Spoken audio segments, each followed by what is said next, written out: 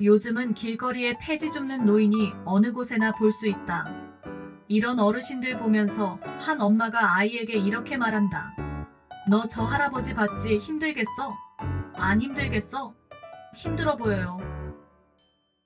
길을 가면서 들리는 말소리다. 요즘 부모는 아이들에게 공부만 잘하고 1등만 할 것을 요구한다. 학교 교육은 죽은 글 읽기만 한다.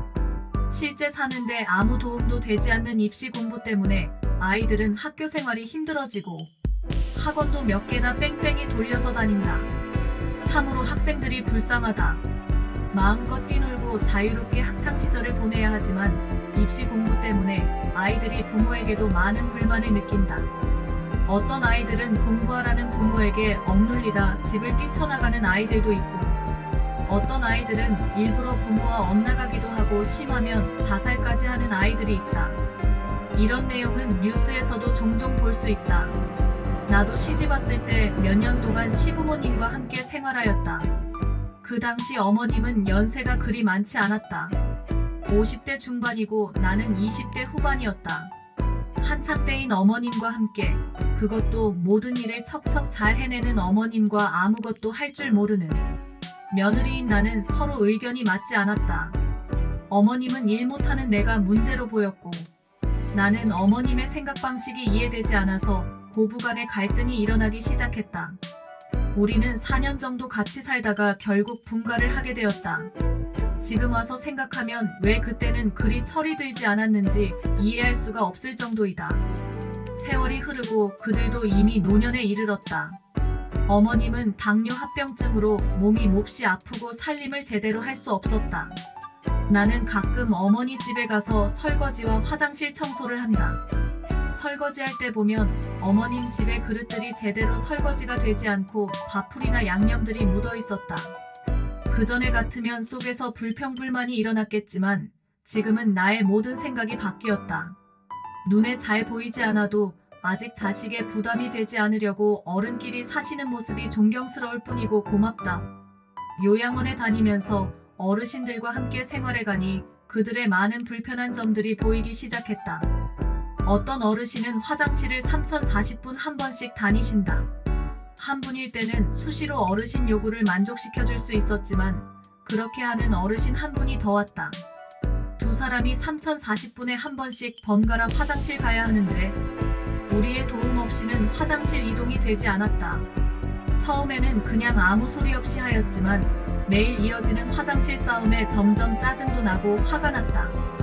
요양보호사 한 명이 11명을 케어하는데 두 사람 때문에 다른 어르신 케어가 잘 되지 못하고 있었다.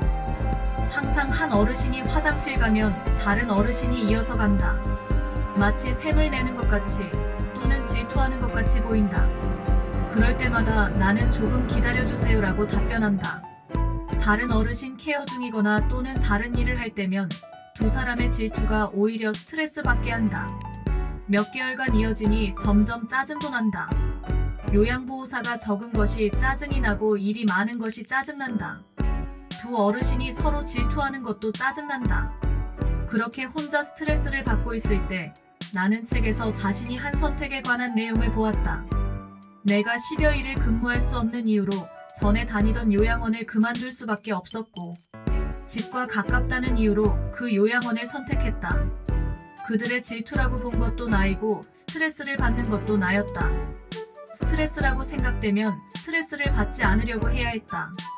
그 스트레스를 그대로 받아들였다. 이 모든 원인이 나에게 있음을 알게 되었다. 내가 선택한 일에 나의 책임이 따르고 결과가 따랐다. 그것을 깨닫고 내가 사랑하기로 했습니다. 라고 마음을 잡았다.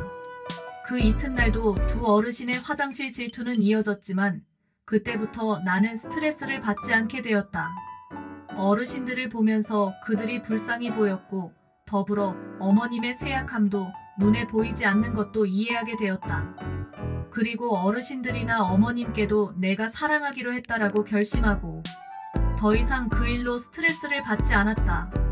요즘은 교회나 절이나 성당이나 많은 단체에서 어르신들에게, 자식들에게 모든 자산을 미리 주지 말라고 교육한다.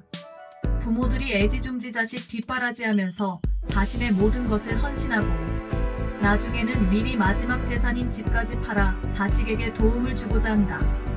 그리고 그들은 자식들이 자신의 노후를 잘 책임져 줄 거라고 믿고 있다. 먹고 사는 문제가 급하고 어떤 자녀들은 자신들이 잘 먹고 놀러 다니기 급하여 부모에게 등한시한다. 물론 아직도 부모에게 효도하는 자식들이 많지만 사회 현실은 부모나 몰라라 하는 자녀가 많다는 것이다. 그들이 잘 먹고 놀러 다니는 동안 부모는 피눈물 흘릴 수도 있다. 우리 요양원은 그래도 자녀분들이 많은 효도를 하는 것 같다. 어르신들 면회를 자주 오고 늘 부모님이 요양원에서 잘 지내시는지 근심하고 걱정하는 보호자들이 많다. 우리 요양원 어르신 같은 경우는 그래도 노년이 위험에 노출되지 않는다. 요양원 생활을 잘하면서 마지막을 기다리면서 시간에 맞춰 영양 맞춰 해주는 밥을 드시고 다른 어르신들과 함께 지내고 아프면 병원도 갈 수 있는 것이 어찌 보면 행복하다. 요양원마다 어르신들을 더 잘 보살피고자 하는 취지도 좋다. 또 나같이 어르신들을 보면서 늘 부모님이 안쓰러운 요양보호사를 만나면 어르신들에게는 복이 된다. 가끔은 이런 생각을 한다. 지금 요양원 어르신들은 그나마 행복하게 잘 지낼 수 있는데 우리가 늙으면 어찌 될까? 나라는 재정이 더 어려워지고 자녀들을 낳지 않아 노인은 많아지고 아이들은 점점 줄어들고 우리를 보살펴줄 사람은 있을 건지. 우리가 늙으면 우리는 지금 어르신들이 국가로부터 받는 도움을 받을 수 있을지 걱정이다. 실제로 고령화 문제는 전 세계적인 문제이다. 그래서 많은 선진 국가들에서는 아직 일할 수 있는 노인 일자리가 다시 활기를 띠게 된다. 스스로 이동이 가능하고 인지가 좋다면 아직은 일할 수 있는 것이다. 어르신들이 어린이집이나 유치원의 이야기 선생님으로도 취직하는 경우가 있다. 나는 나이 들어서 자신의 나이를 한탄하지 않고 무엇이라도 도전하는 어르신들을 존중하고 내 마음에 그런 노인상을 그린다. 죽을 때까지 배우고 성장하여 노년의 멋진 노인이 되는 것이 나의 꿈이라고 생각한다. 다른 사람을 배려하고 무엇인가를 자신의 발전을 위해서 노력하는 멋진 모습을 늘 가슴속으로 상상한다. 어르신들은 이미 기나긴 세월을 겪어왔다. 삶이 고달플 때마다 자신을 일으켜 세워주고 묵묵히 견디고 버텨왔다.